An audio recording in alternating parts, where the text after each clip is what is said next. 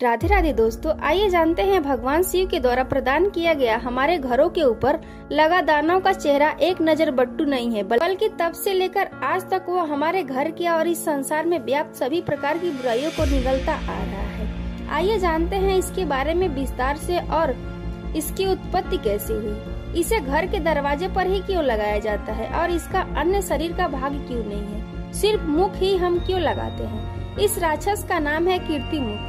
अब आइए आगे जान लेते हैं इसका जन्म कैसे हुआ और कीर्तिमुख दानव का हमारे जीवन से क्या लेना देना है। पौराणिक कथा के अनुसार एक बार असुरों के राजा जलंधर ने महादेव शिव को चुनौती देने के लिए राहु ग्रह को ये आदेश दिया कि वह भगवान शिव के मस्तक पर सुशोभित चंद्रमा को निगल ले, यानी अपना ग्रास बना ले। जैसे ही राहु ने चंद्रमा को ग्रास करने की कोशिश की, महादेव क्रोधित हो गए।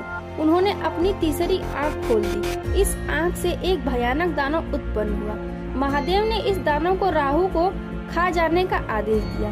अपने विकराल रूप में वह दानव राहु को निगलने के लिए आगे बढ़ा, जिसे देखकर राहु भयभीत हो उठा। उसने तुरंत स्वयं से महादेव शिव की शरण ले ली और अपनी गलती की क्षमा मांगी। भगवान शिव ठहरे भोलेनाथ, उन्होंने राहु को क्षमा कर दिया और दानव को उसे खाने से रोक दिया।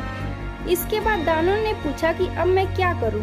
आपने मुझे बनाया ही राहु को खाने के लिए था, अब मैं क्या खाऊं?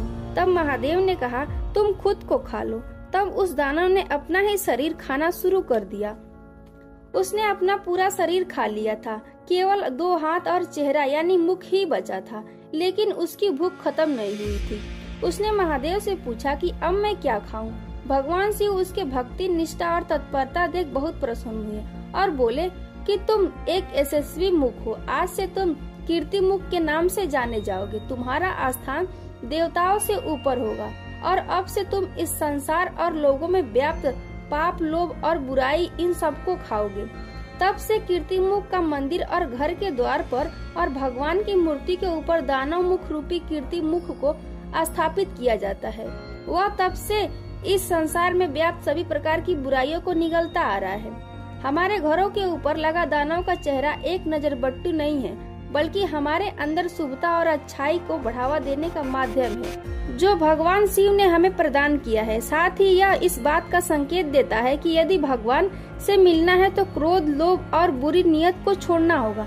आपको ये कथा कैसी लगी कमेंट बॉक्स में जरूर बताइएगा और कमेंट में हर हर महादेव लिखना ना भूलें। मिलते हैं एक और जानकारी लेकर नए वीडियो में, तब तक के लिए जय सीताराम।